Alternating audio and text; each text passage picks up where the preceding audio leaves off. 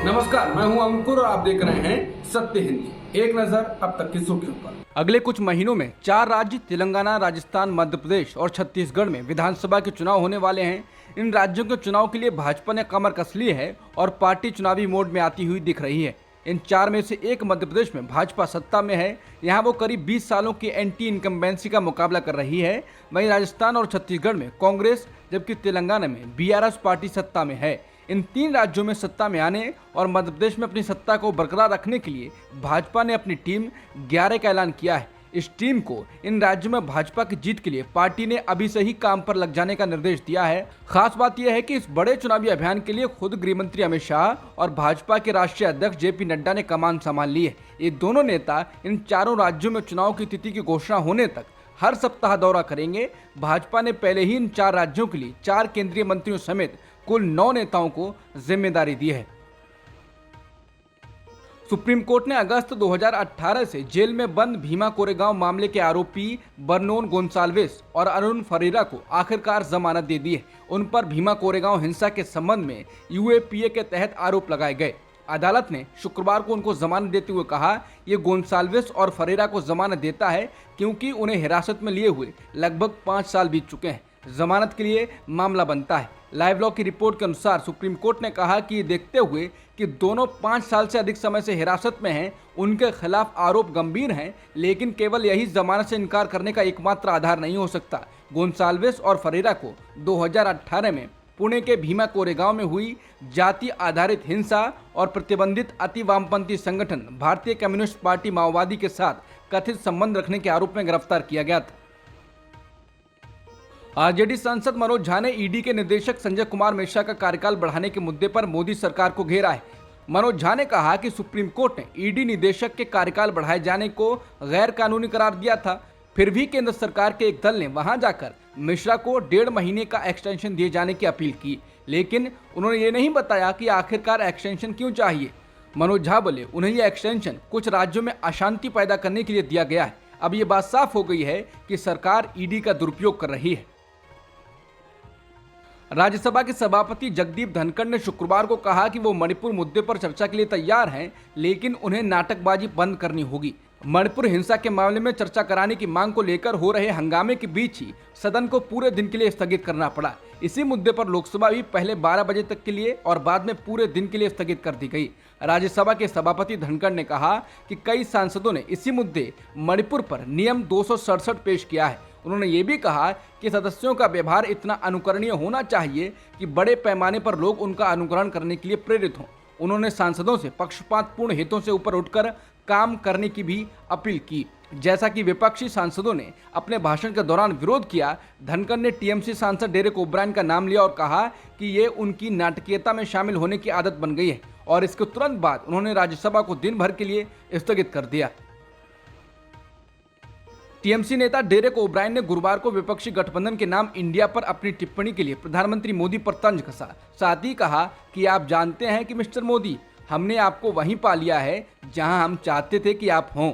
Derek O'Brien ने कहा कि नमस्कार प्रधानमंत्री मोदी, आप फिर से उसी स्थिति में हैं, हम पर हमला कर रहे हैं। हमारे नए नाम इंडिया जीतेगा भारत के साथ हम पर हमला कर रहे हैं। क्या हुआ, आप इतने नकारात्मक क्यों हैं? ओब्रायन ने सोशल मीडिया पर एक वीडियो में कहा, आप जो एकमात्र प्रतिक्रिया दे सकते हैं वो नकारात्मक है। उन्होंने कहा कि हम चाहते थे कि आप प्रतिक्रिया दें, हम चाहते थे कि आप नकारात्मक रहें और आप वैसा ही कर रहे हैं। हम इंडिया जीतेगा भारत शब्द का प्रसार करते रहेंगे। बता दें, पीएम मोदी से लेकर बीजेपी के नेता लगातार इंडिया शब्द पर हमला कर रहे हैं।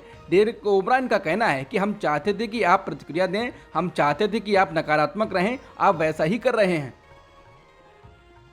संसद के मानसून सत्र में मणिपुर हिंसा को लेकर विपक्ष लगातार पीएम मोदी से बोलने की मांग कर रहा है, इसीलिए वो अविश्वास प्रस्ताव भी लेकर आया है। इस बीच आम आदमी पार्टी के सांसद राघव चड्ढा ने कहा है कि लोकसभा स्पीकर की ओर से अविश्वास प्रस्ताव को स्वीकार कर लेने के बाद सदन में कोई बिल पेश नहीं किया जाता है, लेकिन देखा जा रहा है कि इसके बाद भी कई बिल पेश और पारित किए जा रहे हैं। उन्होंने कहा, मैं स्पीकर से अपील करता हूं कि अविश्वास प्रस्ताव स्वीकार कर लिए जाने के बाद कोई विधायी कार्य न हो। दिल्ली के नौकरशाहों पर नियंत्रण संबंधी विधेयक सोमवार को लोकसभा में आने की संभावना है। पूरी ताकत से लड़ रहे विपक्ष ने सवाल किया है कि जब सरकार के खिलाफ अविश्वास प्रस्ताव लंबित है तो क्या बिल पारित किया जा सकता है। आज एक ट्वीट में कांग्रेस के मनीष तिवारी ने एक नियम पुस्तिका का हवाला दिया जो इसके विपरीत सुझाव देती है और स्पीकर ओम बिरला से बिना अनुमति या देरी के अविश्वास प्रस्ताव पर चर्चा शुरू करने का आग्रह किया। उन्होंने कहा कि जब अविश्वास प्रस्ताव अभी लंबित है तो बिल पारित करना एक मजाक है। वहीं अध्यक्ष ने संकेत दिया है कि परंपरागत रूप से बहस और चर्चा की तारीख सभी पक्षों से परामर्श करने के बाद तय की जाती है और बीच की अवधि में लेजिस्लेटिव बिजनेस प्रतिबंधित नहीं है। जब से विपक्षी गठबंधन ने अपना नाम इंडिया रखा है तब से बीजेपी नेता लगातार इंडिया पर ही हमलावर हो गए हैं। अब इसी बीच जब बीजेपी के ही एक सांसद ने राज्यसभा में इंडिया शब्द को संविधान से हटाने का प्रस्ताव दिया है। उच्च सदन में भाजपा के सदस्य नरेश बंसल ने विशेष उल्लेख के जरिए ये मांग की और इंडिया नाम को औपनिवेशिक प्रतीक और दास्ता की बेड़ी करार दिया।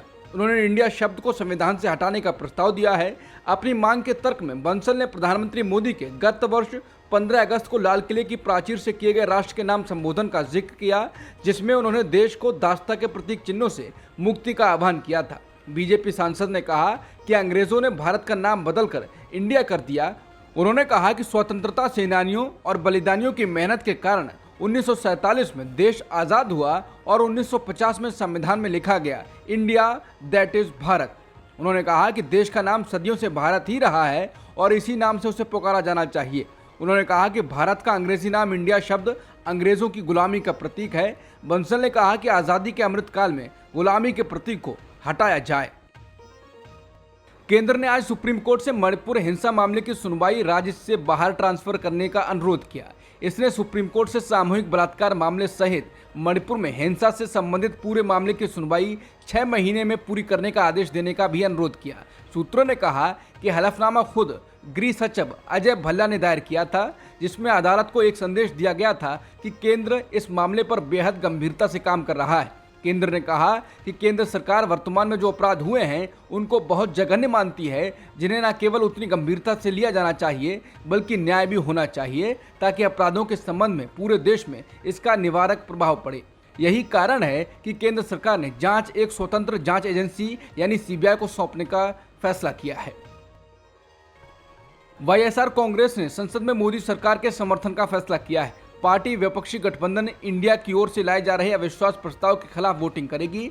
बता दें 26 दलों के विपक्षी गठबंधन ने प्रधानमंत्री से सदन के अंदर मणिपुर की स्थिति पर बयान देने की मांग करते हुए लोकसभा में अविश्वास प्रस्ताव का नोटिस पेश किया है। नोटिस स्वीकार कर लिया गया है, लेकिन इस पर बहस की तारीख पर फैसला लिया जाना अभी बाकी है। अब तक की खबरों में इतना ही। बाकी खबरों के लिए बने रहिए सत्यहिंदी.com के साथ।